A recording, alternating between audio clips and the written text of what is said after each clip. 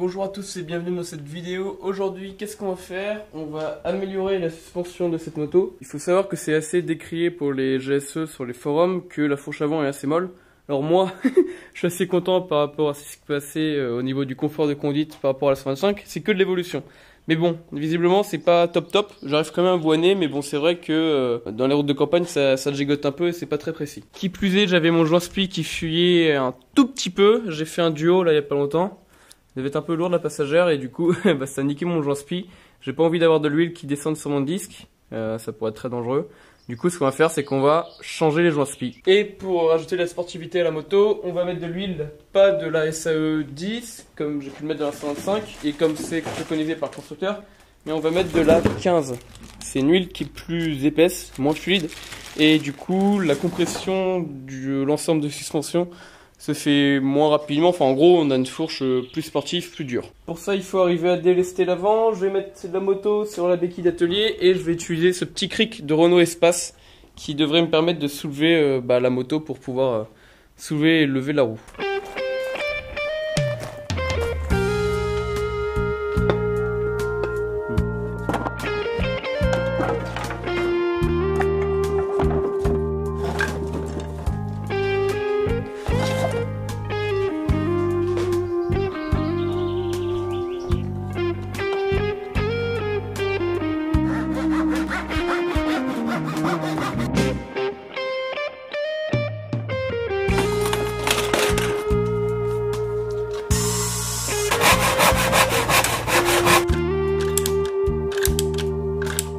Voilà, la roue est libre et l'ensemble est assez stable. Maintenant ce qu'on va faire c'est qu'on va desserrer l'axe de roue, on va enlever le câble qui fait le compteur et on va débloquer les têtes de fourche.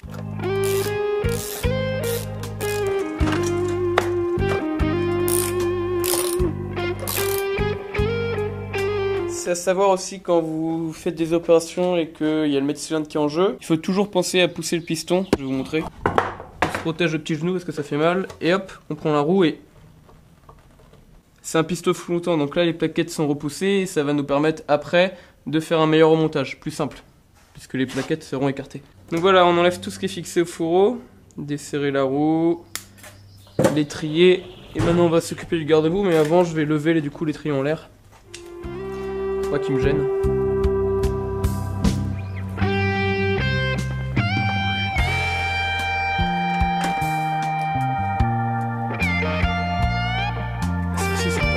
Démonté.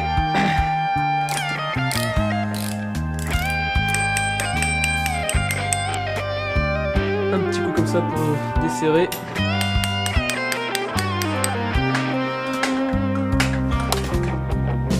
Voilà, on a notre premier fourreau.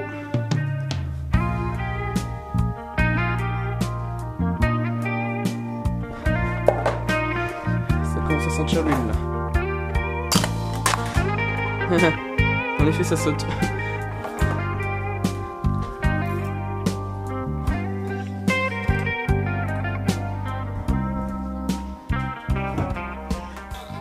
Mais merde. Ah, il y aura du nettoyage à faire là. Fais chier.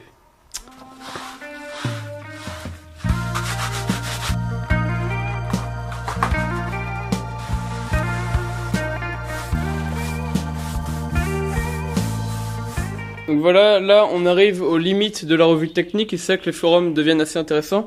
C'est-à-dire que dans la revue technique, ils vous disent de dévisser ce tube-là, enfin ce boulon qui est ici, là, qui est là pour permettre d'enlever le bas du fourreau et après d'enlever les joints spi. Mais impossible, hein, si vous le faites, ça tourne dans le vide, enfin vous sentez que vous tournez mais ça force et en fait ça entraîne de l'autre côté l'écrou. Les mecs disent, voilà, vous utilisez un fer plat pour bloquer en fait l'écrou qui est de l'autre côté.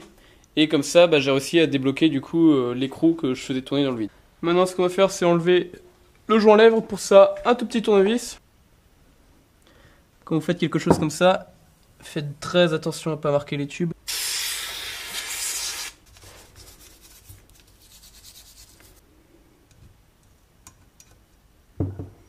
Hop. Pièce à la con. Voilà. Donc ça c'est l'ancien joint spi du coup. Ouais, il est totalement mort. Enfin là c'était celui qui fuyait pas, hein, pourtant. Hop.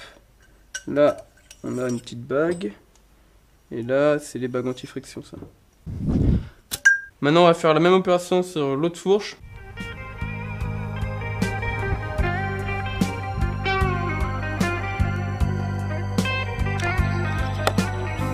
Ah, voilà, avec de la manière, on arrive à tout.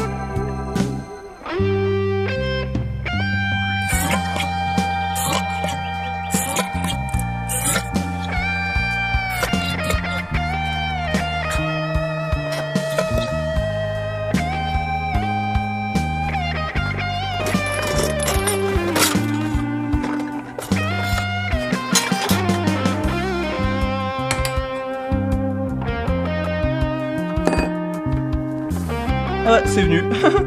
Ok, d'accord. Bon, bah, un petit bras de levier. Ça s'en va.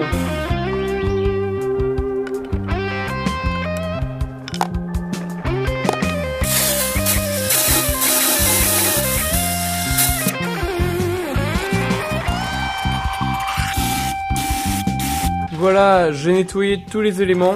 Ils sont comme neufs.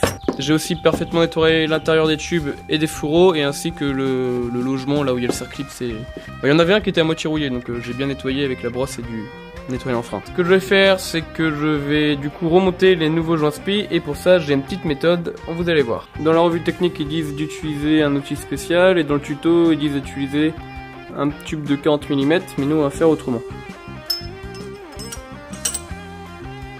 Je mets mon joint spi du coup. Et pour le mettre, on va utiliser l'ancien joint spi. Ça, du coup, je prends l'ancien, hop, je le mets. Et ça va nous permettre de pousser dessus.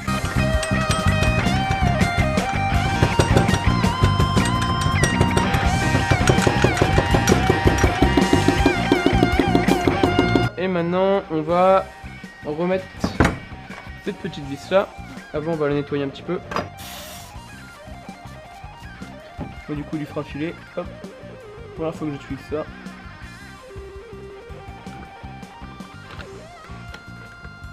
Maintenant, on va mettre la nouvelle huile.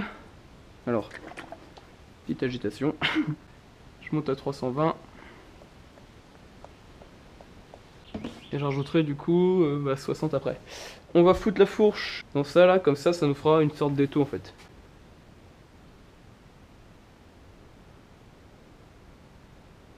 Une opération un peu délicate. On va devoir remettre ça. Souhaitez-moi courage.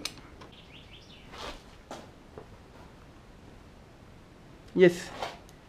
Yes, yes, yes, yes. Ok, il y a une méthode à avoir. Hein.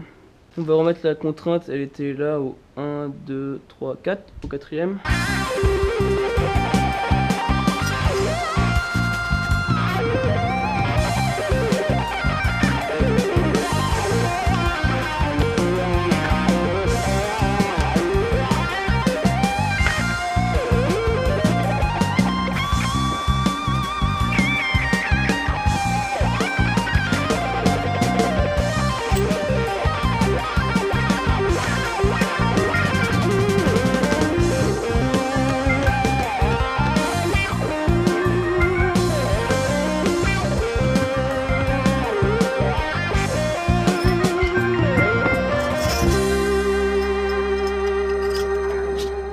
Donc j'ai changé les joints spi.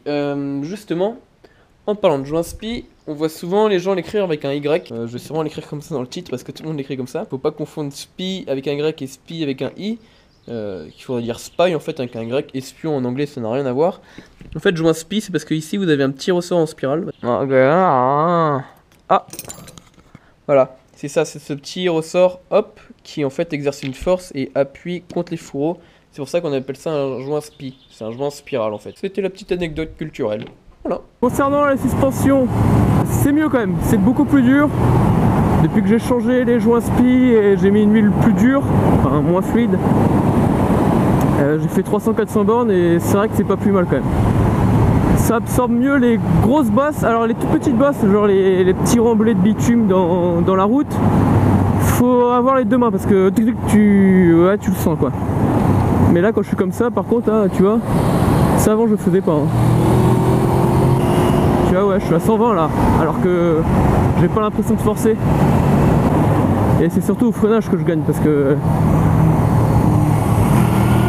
la fourche est... Waouh! Oh, le cale-pied. Ok, first time pour le cale-pied. Et j'ai... Ah putain. Ah tu vois, je pensais jamais y arriver. Avec cette moto, je pensais que c'était pas possible tout simplement. Ah, cale-pied il a frotté là. C'était là. Ah, il y a un petit peu de caoutchouc qui est parti. Oui, alors du coup ça fuit plus du tout, c'est bon, y a pas de problème, voilà, c'est nickel, c'est parfait. Et ouais, c'est beaucoup plus... j'ai l'impression de passer moins vite en courbe, mais je passe plus vite. Alors c'est dangereux, c'est dangereux parce que t'as plus de chances de mourir. Non mais sinon c'est vraiment plaisant, c'est plus sécurisant, la moto elle gigote moins en virage. Conclusion pour ceux qui ont une GSE ou qui ont une moto avec une suspension un peu flébarde d'origine et qui en plus c'est que de la vieille huile, ça avait jamais été fait. Ça peut être vraiment pas mal de changer la fluidité de l'huile en fait, de mettre une plus dure. À savoir que c'est une modif qui est pas compliquée à faire parce que c'est que le changement d'huile, mais c'est pas non plus la modif qui va vous avoir une fourche beaucoup plus sportive. Si on fait un truc plus sportif, il faudra peut-être mettre des entretoises pour avoir une précontente plus élevée, ou le mieux, mais là ça coûte un peu cher, c'est de mettre un ressort racing. On se retrouve pour une prochaine vidéo sur les transformations de cette moto pour la rendre encore plus sportive. Parce que là clairement non. Non, je déconne, on va pas faire de modif moteur. Mais voilà, petite motif esthétique, ça viendra normalement sur la chaîne. Donc abonnez-vous si c'est pas déjà fait, si vous êtes un mec qui regarde la vidéo jusque là. Et à la prochaine. Ciao ciao.